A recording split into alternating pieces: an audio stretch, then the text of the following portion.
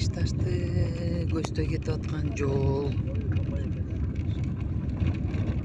25-iyul 2021-yıl Сталбектин туулган күнү. Бешташ кыйсалга кетип атабыз.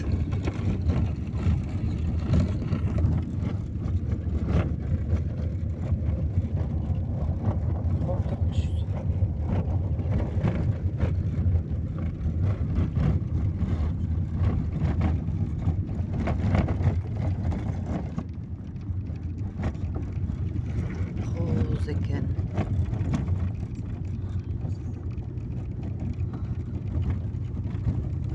Тоолор.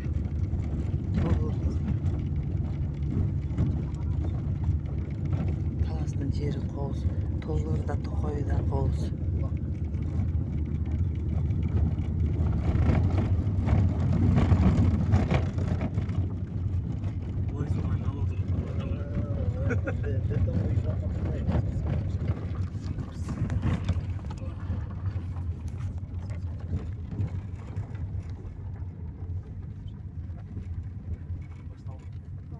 О, düştü.